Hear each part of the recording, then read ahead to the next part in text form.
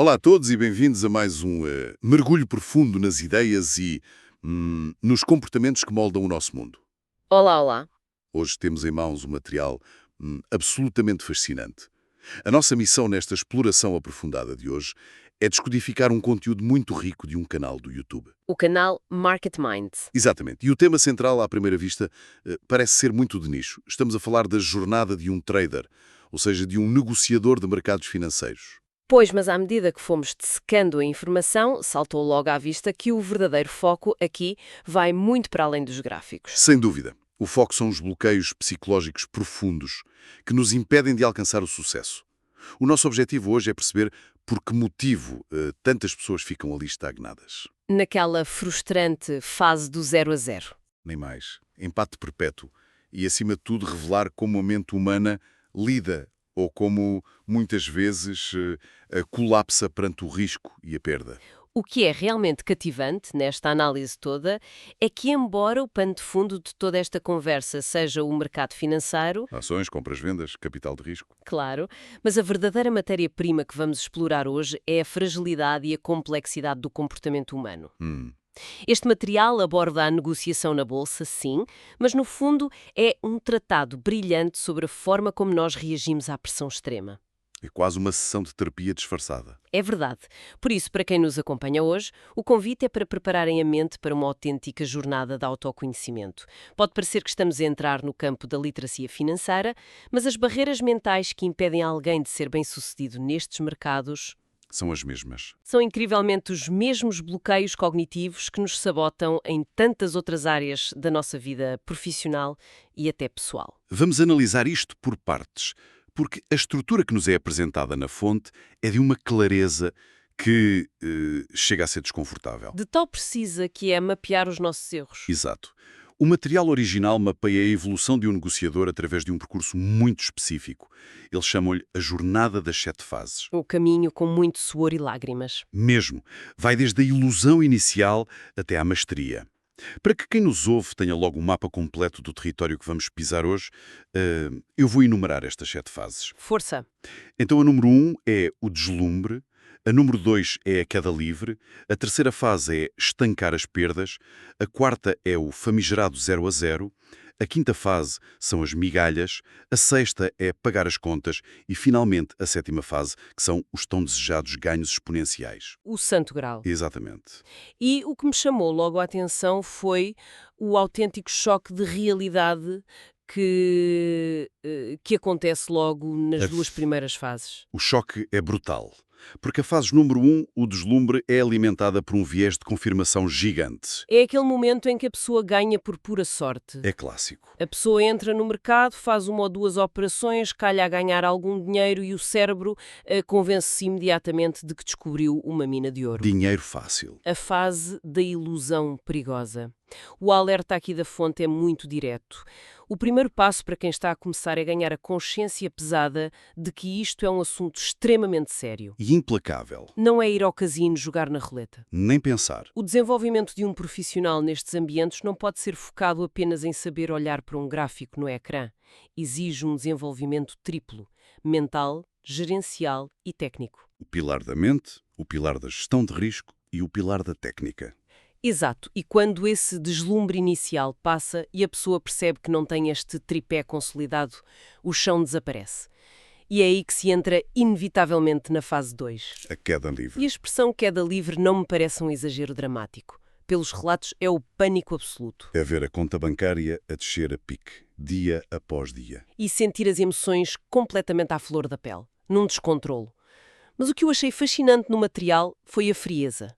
A objetividade da solução que eles apresentam para quem se encontra neste poço sem fundo. A solução não é tentar recuperar o dinheiro. Não. A instrução é clara como água. Parar imediatamente de perder dinheiro.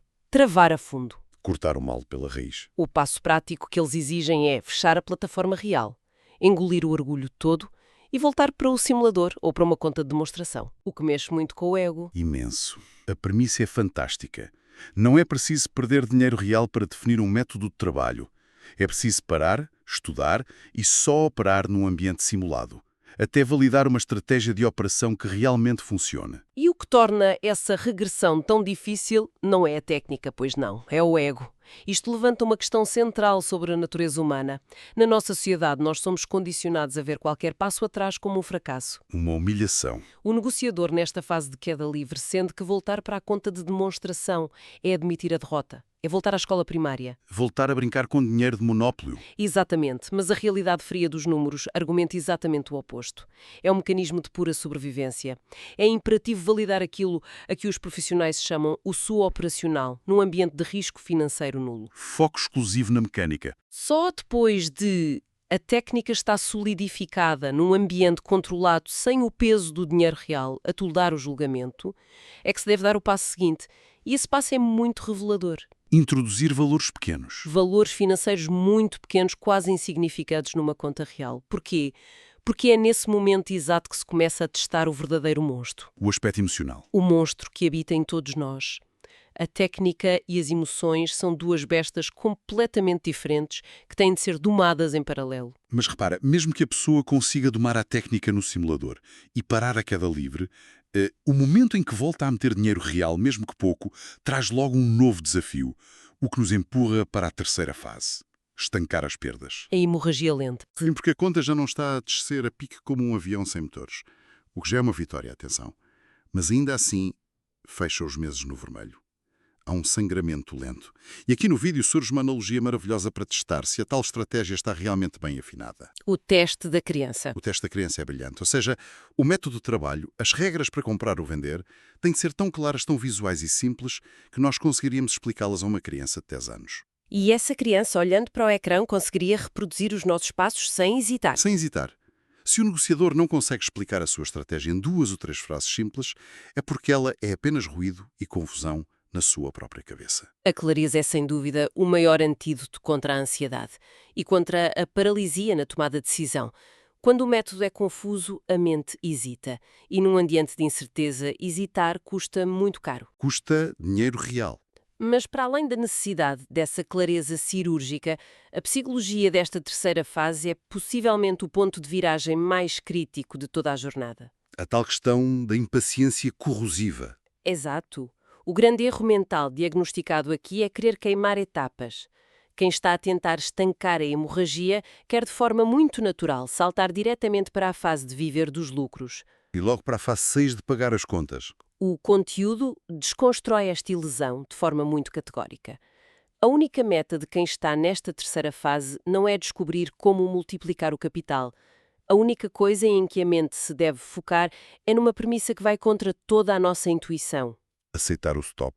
Aceitar de forma pacífica o limite de perda diário. Essa ideia de aceitar a perda parece contra a natura, não é? Quase masoquista. Desde que nascemos, nós somos ensinados a ganhar, a ter boas notas, a fugir do erro. O cérebro foge da perda como o diabo da cruz. Mas a fonte insiste que esse é o único bilhete de passagem possível para a consistência. Não é pensar em alavancagem, por exemplo, que para quem não está familiarizado é usar dinheiro emprestado pela corretora para multiplicar o potencial de lucro. Mas que também multiplica o risco de ruína de forma aterradora. Exato. O foco não é esse. O foco é aceitar que o stop faz parte da engrenagem do negócio. Perder um valor controlado num determinado dia, desde que esteja dentro do plano, não diminui o valor de ninguém como profissional. É o custo de fazer negócio. O limite de perda não é uma falha de caráter. Eu sinto segurança. É o que nos impede de sermos projetados pelo para-brisas quando o mercado trava a fundo. E se nós explorarmos a fundo essa dificuldade em aceitar a perda, nós deparamos-nos com a biologia pura e dura. Se recuarmos milhares de anos, a psicologia evolutiva explica-nos que o nosso cérebro não foi desenhado para lidar com abstrações como gráficos. Números num ecrã não significavam nada na savana. O cérebro foi otimizado para a sobrevivência física imediata. Uma perda repentina de recursos, seja a perda da colheita, da comida ou dinheiro, aciona a mesma resposta primária. O famoso lutar ou fugir. Exatamente, a resposta de lutar ou fugir que teríamos perante um predador.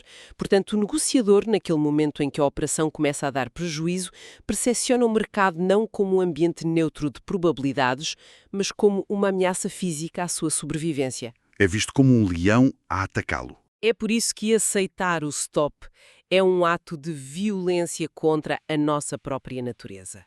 Exige uma reconfiguração cognitiva brutal para entender que aquela pequena perda controlada é, na verdade, a garantia da nossa sobrevivência a longo prazo. E essa ligação à sobrevivência física explica na perfeição a transição para a quarta fase. Porque quando a pessoa finalmente domina esse instinto e estanca as perdas, entra no que o material descreve como o verdadeiro pântano desta jornada, O 0 a 0. o emparte. A conta já não colapsa, mas também não sai do sítio. Fica ali a patinar na lama durante meses a fio. E a análise divide as pessoas que estão presas neste limbo em dois perfis psicológicos incrivelmente distintos. O primeiro é o perfil da falta de confiança. Esse mesmo. É aquele indivíduo que ganhou os trocos hoje, perde um bocadinho amanhã. Nunca atinge a meta de lucro que definiu, mas também tem medo de atingir o limite de perda. Fica ali a jogar à defesa. Escondido nas trincheiras sem nunca se expor totalmente ao mercado. O que nos diz muito sobre o estado mental da pessoa. E o diagnóstico que nos é apresentado sobre este primeiro perfil é revelador. Esta estagnação feita de micro-ganhos e hesitações constantes não é um problema de desconhecimento técnico, é um sintoma cristalino de um problema profundo de autoconfiança. Paralisia na hora de agir. É incapacidade de deixar uma operação vencedora fluir até ao alvo final, por medo de que o mercado mude de ideias, ou a paralisia no momento exato em que devia entrar. E a grande provocação aqui é que esta postura defensiva raramente se confina ao ecrã do computador. Reflete a vida da pessoa. Quase sempre reflete uma postura de evitação ao risco e de falta de assertividade na vida em geral. O mercado financeiro funciona de forma impiedosa como um espelho de aumento das nossas maiores inseguranças. Se o primeiro perfil é o da hesitação, o segundo perfil que fica preso neste pântano do 0 a 0 é o oposto absoluto. E talvez o mais destrutivo. O perfil do descontrolo. Os dias de fúria. Exato. Para ilustrar isto, o vídeo partilha a história impressionante de um aluno. Este aluno teve um desempenho impecável durante 5 dias úteis. Ganhou dinheiro todos os dias de forma analítica e muito consistente. Sentia-se o dono do mundo. Sentia-se invencível. E o que aconteceu no sexto dia? Entrou num colapso absoluto. Num único dia de descontrole total, ele devolveu ao mercado tudo o que tinha ganho durante a semana inteira e ainda acabou por reprovar num teste de admissão para uma mesa proprietária. O que é devastador? Que, para clarificar, é no fundo uma empresa de investimento que cede o seu próprio capital para que negociadores talentosos operem. A reprovação neste teste foi o culminar daquilo que chamam o dia de fúria. Como é que a mente de alguém que sabe o que está a fazer entra num curto-circuito destes em poucas horas? Esse dia de fúria é o grande fantasma que assombra os mercados. E a explicação vai exatamente ao encontro daquela resposta de lutar ou fugir que nós mencionamos.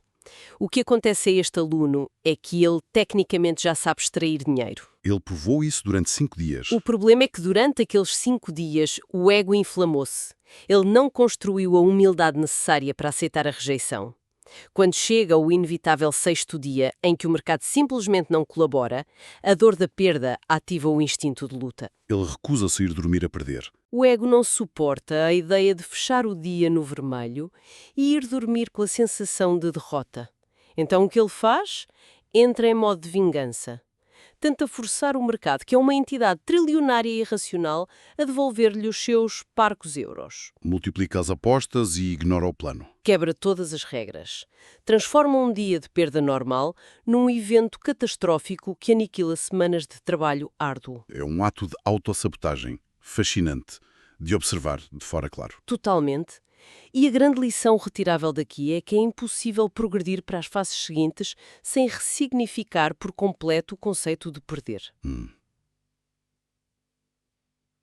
O loss tem que ser um amigo. Enquanto o negociador vir a perda como um ataque pessoal à sua inteligência, estará sempre refém deste ciclo vicioso.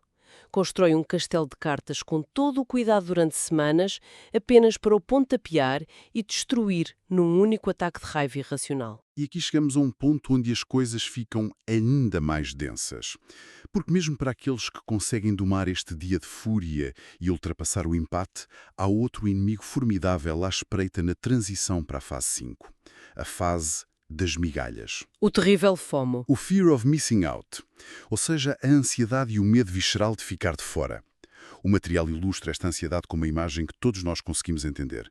A imagem do comboio. A passar a toda a velocidade. Imagine que estão numa plataforma e viu um comboio de alta velocidade a passar sem intenção nenhuma de parar. O FOMO é aquela urgência irracional, aquele pânico de que a oportunidade das nossas vidas está a escapar-nos por entre os dedos.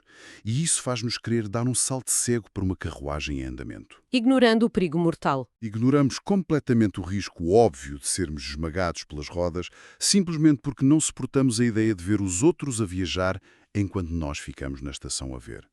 Essa imagem do comboio captura na perfeição a essência do FOMO. É um mecanismo psicológico poderoso, muito alimentado pelo que na psicologia comportamental se chama de viés de ação. O ter de fazer alguma coisa. A nossa mente diz-nos que, para termos resultados, temos de estar constantemente a interagir. Há uma ânsia, quase uma comichão dolorosa de estar dentro do mercado a operar. A clicar no rato. E o efeito prático desta ansiedade é a destruição da seletividade. O negociador deixa de analisar o mercado de forma fria e passa a comprar simplesmente porque viu uma vela no gráfico a mover-se muito rapidamente. A decisão passa a ser ditada pelo medo da exclusão e não pela confirmação estatística. O que nos conduz àquela que é para mim a analogia mais curiosa de todo o material que analisamos hoje. O autor do vídeo, recorrendo a expressões muito gráficas lá do Brasil, fala da armadilha de comer carne de pescoço. Em vez de esperar pelo filé mignon. Exato. Que nós aqui em Portugal traduziríamos para gastar o apetite em carne dura e cheia de nervos, em vez de guardar espaço para o bife do lombo. O que ele descreve é o seguinte: o mercado abre logo de manhã e a ansiedade de querer agir e lucrar de imediato faz com que a pessoa gaste o seu capital financeiro e mental em operações medíocres, As tais operações forçadas. que não cumprem os critérios do plano de todo. São a tal carne dura. E a tragédia acontece a seguir. Passadas umas horas, o mercado alinha-se na perfeição. Surge a operação de manual, lindíssima. Aquela que passa o teste da criança. O tal bife de lombo. Mas a pessoa já não consegue aproveitar. Porquê? Porque já estourou o seu limite de perda nas operações mais da manhã? Ou porque a sua energia mental está tão drenada pela montanha-russa emocional que já não tem clareza para carregar no botão? Essa metáfora da refeição ilustra de forma brilhante o conceito de fadiga de decisão e a erosão do nosso capital mental, que, como vimos, é tão ou mais importante que o financeiro. Mas há um aspecto ainda mais insidioso neste comportamento do FOMO, uma verdadeira bola de neve psicológica. Um ciclo perigoso. Imaginemos o pior cenário possível para o desenvolvimento deste profissional. Ele cede ao FOMO, entra numa operação péssima que quebra todas as regras e, por um acaso estatístico, o mercado vai a favor dele e ele ganha dinheiro. O que parece bom, mas é horrível. O mercado acabou de recompensar financeiramente um comportamento de alto risco e indisciplina. A médio prazo, isto é o equivalente a dar um prémio a alguém por atravessar uma autoestrada de olhos vendados. É um reforço positivo para um erro processual terrível. Precisamente. Cria-se um hábito de negligência que, inevitavelmente, vai resultar numa perda catastrófica mais à frente. O cérebro registra que pode ignorar as regras e sair impune. E se perder? Por outro lado, se essa operação motivada pelo FOMO resultar numa perda, que é o que acontece na esmagadora maioria das vezes, instala-se um sentimento tóxico de culpa. A pessoa pensa, eu sabia que não devia ter entrado aqui. Essa culpa gera frustração imediata que rapidamente se transforma em raiva. O terreno fértil ideal para o tal dia de fúria de que falámos há pouco. Nem mais. A falta de paciência para esperar pelo bife do lombo deita por terra todo o conhecimento técnico acumulado. Estamos a ver, portanto, que ultrapassar esta fase 5, vencer o FOMO e a indisciplina, é o derradeiro teste de fogo. E para fechar o ciclo que iniciámos lá atrás na nossa introdução, é só quando a pessoa domina este monstro do medo que consegue finalmente transitar para a fase 6. O pagar as contas. Onde a consistência permite retirar um rendimento fixo do mercado. E mais tarde dar o salto para a fase 7. O paraíso dos ganhos exponenciais, onde o capital começa a crescer em bola de neve através dos juros compostos. O que me leva a perguntar, quando olhamos de cima para este tabuleiro todo e para todas as armadilhas emocionais de cada fase, qual é a grande tese central que retiramos daqui? A síntese de tudo isto. Para mim, a principal lição é profundamente contraintuitiva. A verdadeira transformação, o momento em que se deixa de ser um amador frustrado e se passa a ser um profissional sólido, não reside em descobrir um indicador mágico, uma fórmula secreta para ter uma taxa de acerto de 100%. O foco nunca deve ser apenas a vitória. A genialidade não está em saber como ganhar grandes fortunas. Está pura e simplesmente na arte de saber gerir de forma fria e calculista a maneira como se perde. O domínio técnico é inútil sem o domínio emocional e a paciência.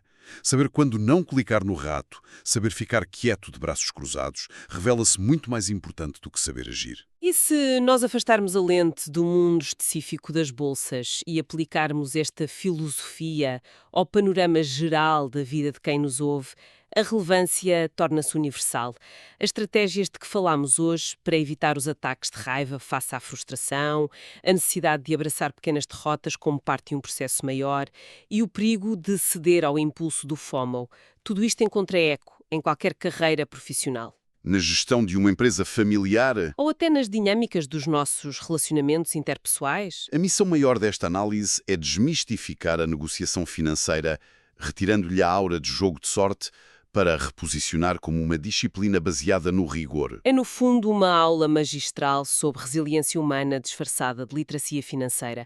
Lembra-nos que é preciso respeitar os ritmos do processo de aprendizagem, não tentar saltar degraus por pura vaidade e ter a humildade de fazer as pazes com as falhas. O que nos deixa com um pensamento final, instigante, construindo precisamente sobre esse paradoxo de fazer as pazes com a perda. Se nós pensarmos bem, desde os nossos tempos de escola até às exigências do mundo corporativo moderno, nós somos incansavelmente treinados para evitar o erro. Para tentar manter um currículo impecável. Uma folha perfeitamente limpa. Mas perante tudo o que dissecámos hoje sobre a necessidade vital de aceitar a pequena perda controlada, impôs-se a dúvida. Será que a nossa obsessão cotidiana em tentar não perder nunca em todas as áreas da nossa vida é precisamente o que nos impede de alcançar os nossos próprios ganhos exponenciais? Uma reflexão provocadora e muito necessária para encerrarmos a nossa exploração de hoje. Fica o desafio para pensarem nisso na próxima vez que se confrontarem com uma pequena perda inevitável. Muito obrigado a todos que nos acompanharam em mais este mergulho nas profundezas da estratégia da mente humana. Continuem a questionar e até à próxima.